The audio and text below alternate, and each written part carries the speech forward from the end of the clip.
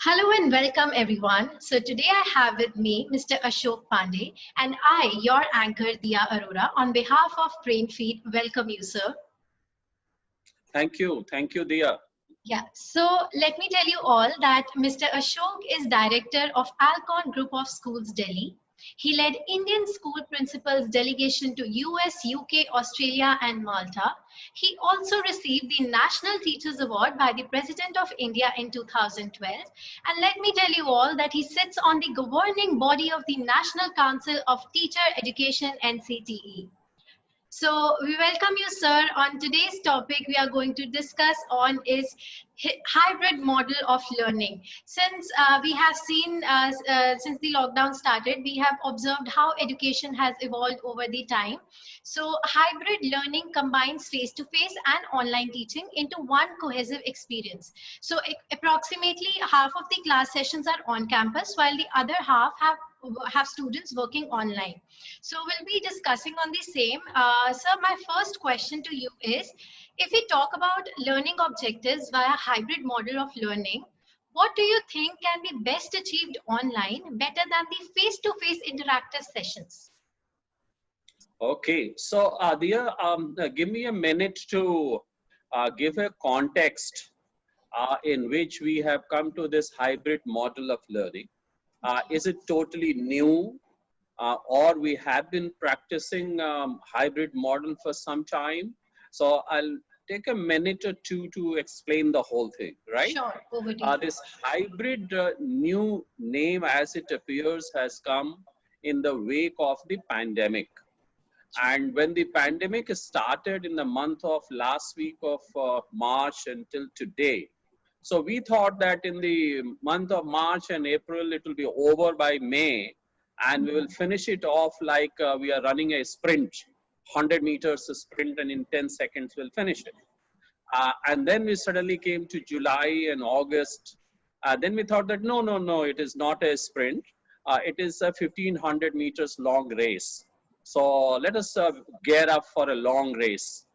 And when you and I are talking at this point of time, and there is nothing in sight about winning over the pandemic or winning over the coronavirus, we are now almost reconciling to the fact that we are running a marathon race against the coronavirus, right?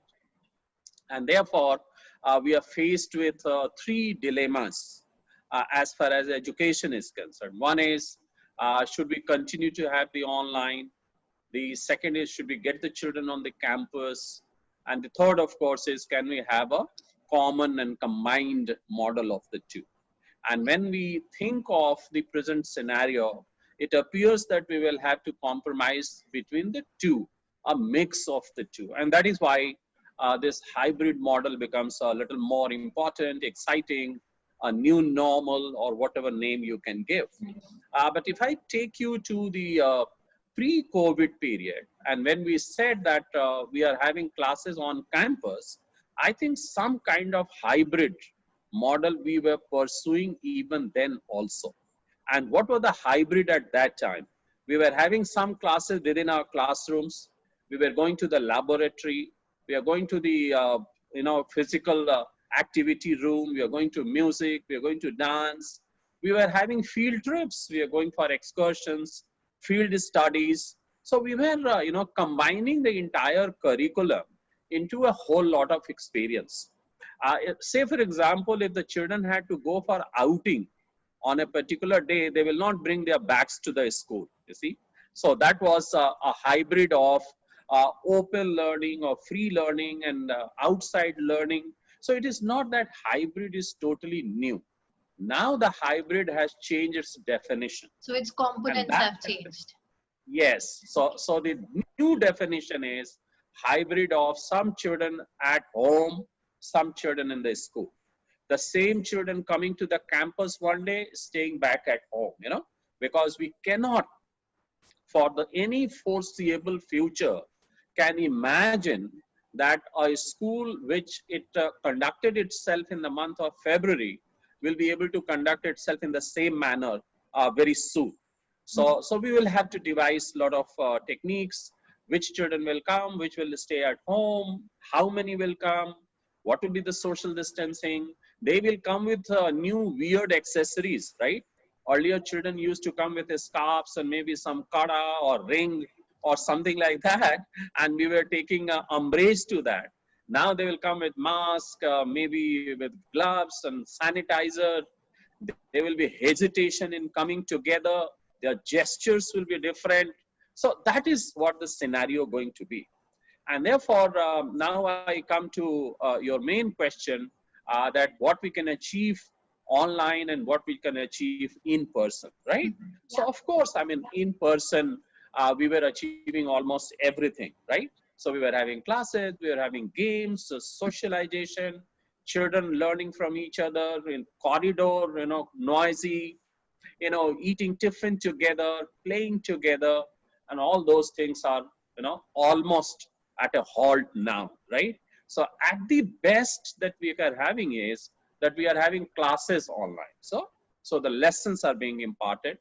Those who are able to do it best, they are giving assignments, they are having assessments, you are having group activities, but still, I have a feeling the children are missing something. Teachers are missing something. So everybody is suffering from what we call missing syndrome. Okay. So children are missing their teachers. Teachers are missing their children. The corridors are quiet, right? I mean, a lot of noise is being made online, but the corridors are quiet. So this is a new situation, and therefore we have to have a new curriculum, new methodology, new ways how we can interact, new ways of children submitting their assignments, new meaning of assessment. We cannot have the same assessment as we used to have before. So everything is going to change, but the bottom line is that the learning should not stop, the learning should not discontinue, and children should not suffer any permanent learning loss.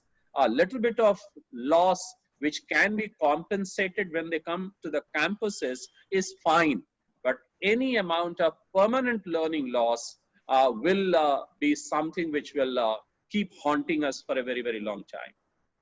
All right. Also, if you were talking about becoming digitally literate, like we have already equipped to technology thanks to the pandemic, but students are missing out on performing arts, and which is a very crucial subject, or rather the skills which they need to inculcate in their former stages of life.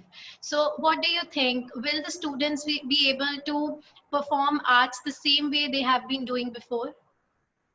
Yeah, so performing art, not in the same way, it cannot be replaced. But I can tell you, our technology is, people are using technology in a very, very transformative and creative way every day. So what has surprised me the most, that through their creativity and innovation, you see the virtual birthdays are being celebrated online. Weddings are taking place online. Schools are having their morning assemblies online. You see, the music classes are taking place online. Even the physical activities such as yoga and Zumba and a little bit of dances are happening. And children, they are using their video making technique in such a good way that in a very asynchronous fashion, uh, 10 children are dancing at 10 different places under a choreographic instruction, and the 11th child is doing a video making activity. And entire activity of the 10 children is produced in the form of a video, right? So I think technology is being leveraged to its optimal advantage. But again, with every innovation in technology, I have to add that connectivity of the human beings, that emotional connect, seeing each other physically, feeling each other physically, that will continue to miss, right? But when I say this, I'm also aware of the fact that I'm talking only about that segment of the student population who is technologically very, very advanced. All these things are not happening in case of those children who have limited or who have no access to technology. So that is the limitation. Okay, so you as an educator or all the other educators that are viewing us today, what do you expect from the students to get educated about or inculcate at the end of the day or at the end of the online classes? So online classes have taught us a lot of things, Dia. Let me tell you. First is, of course, I mean, we had not prepared ourselves, and certainly not the young school-going children, for online classes. You see, even in our dreams, we did not think that this is something going to happen.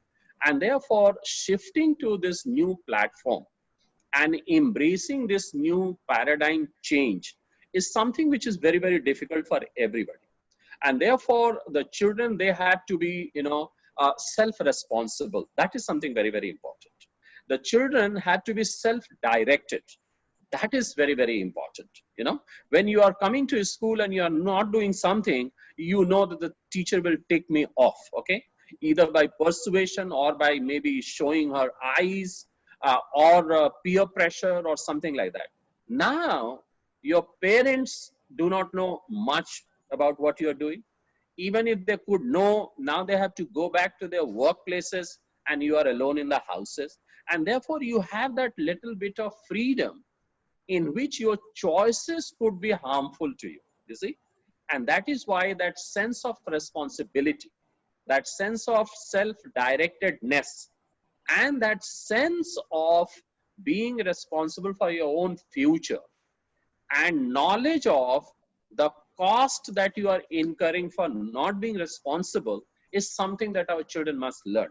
And therefore I advise my colleagues and teachers and friends that this is the best time for teachers to interact with the children and engage them in things like this, in the socio-emotional learning, in learning of what is being responsible, what is being motivated, how to be able to do your thing without being nagged or without being repeatedly questioned as to you have done this, you have not done that.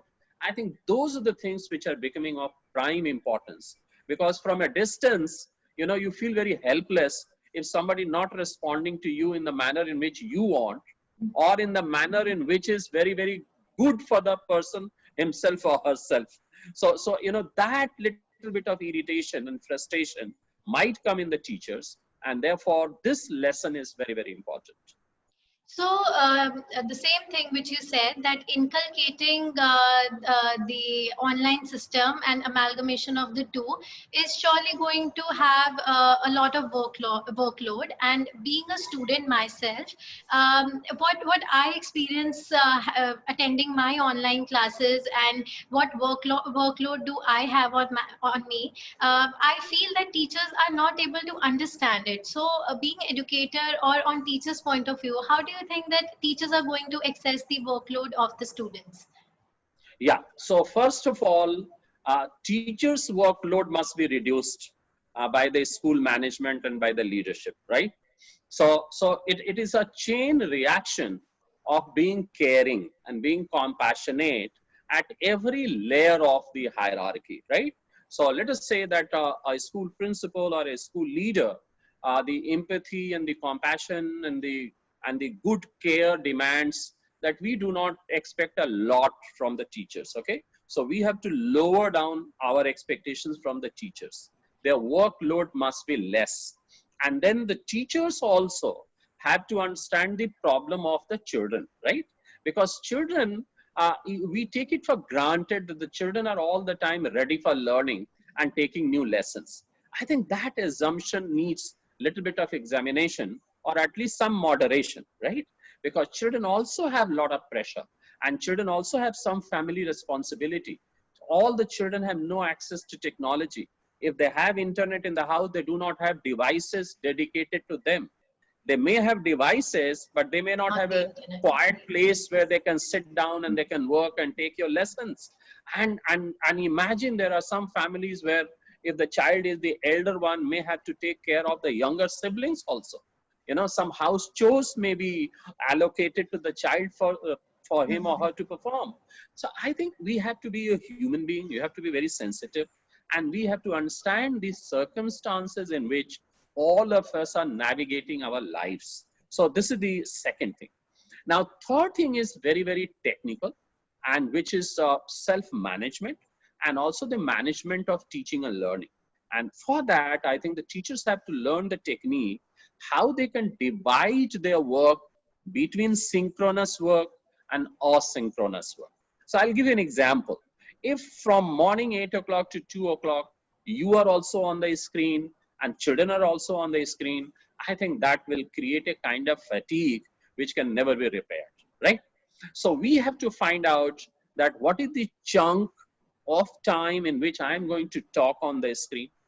What is the chunk of time when I will give my recorded video or audio and the children will do it at their own pace, at their own Flexible time? hours. Yeah.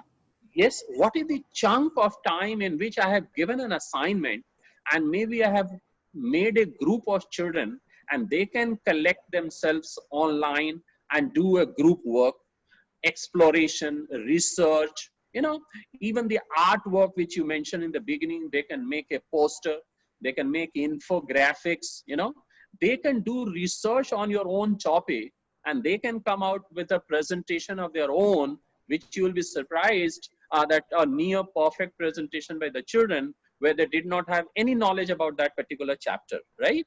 So these are the things where I think the children's load and the teacher's load can be managed to a level where everybody finds the new experience much more enjoyable and not a fatigue causing experience. Okay, absolutely, sir. Online asynchronous discussion is often an important part of hybrid courses. A Yeah. query that we have regarding this is what new learning opportunities will arise as a result of using asynchronous discussions, and what Yeah. challenges do you anticipate using online discussions? So, as I said in the beginning, the self-motivation of the children is very, very important, where they start taking ownership of their own knowledge construction, right? And for that, it is necessary that what are the expectations of the children, we are able to identify it, and what is the value we can add as teachers, right? So expectation plus value, that will result into motivation for the children. And that motivation can be catalyzed by the teachers further for the children to set their goals and then set their goal directed behavior. And once that goal directed behavior is set, then the teachers can further catalyze it to optimize their learning. So that is the chain reaction, or let us say online reaction of motivation, the goal directed behavior, catalyzing of learning performance. So you are talking about asynchronous.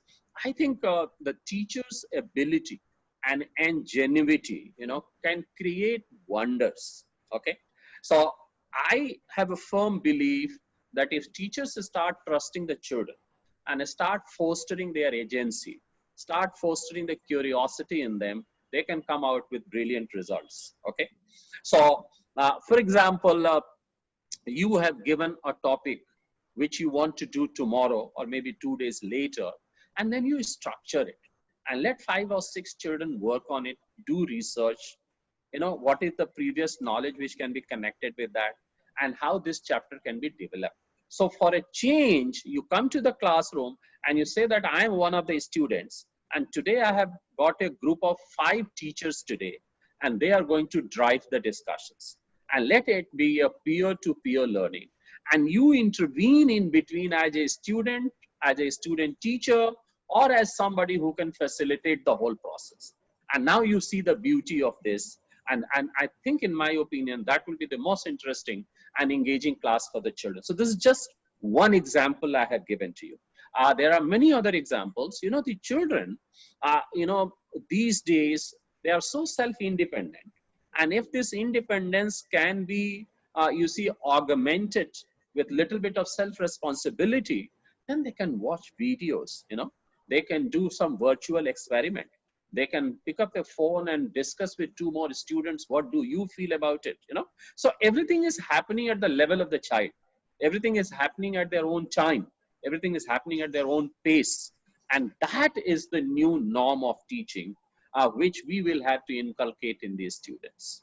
All right. At the end of the day, everybody has to adjust, and hybrid Yeah, model of learning will also enable students who have no atmosphere at home to study. This will enable, absolutely. as you said, that research.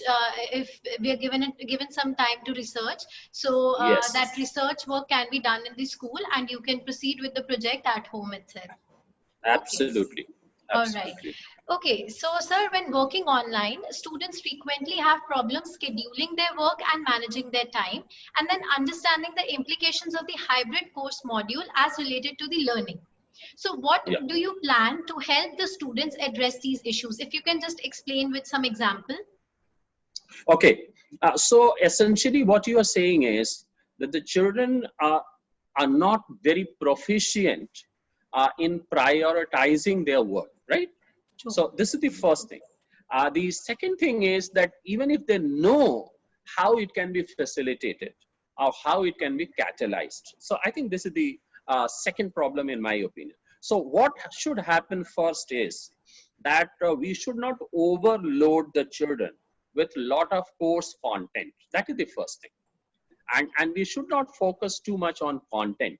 We should focus much on learning. We should focus on engagement of the children with learning. We should focus on thinking. We should focus how children can identify their own thinking and how they can make it visible in directing their thinking towards problem solving. So I think this is a new learning path that all of us have to follow. So if a child wants to know that at what time I will attend the class, at what time I will do my assignment, at what time I will watch my video, at what time I will do my assignment. I think for this, a learning protocol or a learning roadmap can be provided to the children, because children are not aware of it. And Mhm. therefore, I think the time of school hours, let us say, from 8 o'clock to 2 o'clock, this itself should be revised in terms of online synchronous classes in a smaller chunks, and then asynchronous. So they go offline in other sense, in the sense that they are not attending a class face to face online, but they are watching a video, right? Okay. And they are, so we allocate 1 hour that you watch a video or a podcast or you do your own research. Learning material is with you. You visit this website or this link and do it, and we will meet after 2 hours, okay? And then we have half an hour of discussion.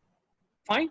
So I think this will be a kind of negotiated settlement between the teacher and the student at the micro level, and between the school and that particular class at the macro level. So this kind of arrangement, in my opinion, will be very, very helpful. Okay, so this is the whole schedule that looks like according Yes, to you. Okay. absolutely. Yeah. All right. So, sir, how will you divide the course grading scheme between face-to-face and online activities? And what means will you use to assess the students' hard work or smart work they've put in it? So, now this hybrid model, when we come to in-person and online, how it pans out, it will depend a lot on that. So say, for example, I'm taking a hypothetical scenario building. So if from tomorrow we are in a position that we will be inviting some children on the campus, it is just an example, right? So certainly we cannot invite all the children. So if you have your original population of 1,000 children, ideally you will be in a position to invite 300 to 400 children on your campus. So you will have to decide which 300 will come permanently for 2 months and which 600 will remain at home permanently for next 3 months. This is one scenario building. Another scenario building is that these 400 children will come for 2 days, another 400 will come for another 2 days, and 200 will come for 1 day. This is another case building. So depending upon that, the decision will be taken that I will invite class 7 students. If there are 5 sections, 2 sections will come today, 2 sections will come tomorrow, right? So what is going to happen is that one set of children will remain on the campus and one set will remain at home. And that is going to be a very, very big challenge. and at the same time excitement for the schools, because you will have to teach some children on the campus and you will have to teach some children virtually. So you will have to chalk out how will you allocate the duties to the teachers, which teachers will do online, which teachers will do on in person, right? So probably what is going to happen is that the teachers who are, let us say, are very good, are very comfortable taking virtual classes, they can do that. The teachers who have limited capability of taking virtual classes, they can start doing their in-person classes. The physical activities, the performing arts, the music and dance can also be held on the campus only. So when they are coming to the campus, let us say for 4 hours, 1 hour of that could be given to games or sometime for music and all that. So I think that is the kind of scenario building. I'm just giving you a bird's eye view of what it looks like. But then it will depend from school to school. It will depend from class to class, and it will also depend in which area the school is situated. If you are in an area where it is not a containment zone, it is not in the red area, and you can manage the children to come, so maybe a large number of children can come. But if you are in an area where the danger is looming large and the social distancing is a big issue, there probably you can get only few children at the rate of, let us say, 10 to 12 children sitting in a class and not more than that. So that will dictate what will be your plan and what will be your timetable. Yeah, so you already answered also my next question. That was how students are going to follow the WHO protocols. Because in words we can Yes. say that it is possible, but practically we all know that how much, in fact, how adults are doing it already in India, and what about the students, the small children? Yes. So that is why I said in the beginning, the responsibility is a big thing, and everybody's sense of obligation towards each other. That is also very, very important, and also Exactly. embracing the change. I mean, we are culturally a society where distancing is very, very distant to our imagination, right? We are a family kind of culture, would like to meet each other, hug each other, shake hands with each other. But I think those things will have to be re-examined in the light of the present challenges, and embrace the new protocols in the interest of everybody. Okay, so the motto should be physical distancing and social solidarity. Absolutely, All right. absolutely. All right. Yeah. Okay. Thank you, sir, for being with us and letting us get to know from the educator himself about so many things that the new normal in education is going to compensate, and how the new education system is going to evolve out. Thank you, sir, for sharing your views. Yeah. It was great Thank you, talking. Dia. This is, I think, the pandemic has given us many lessons.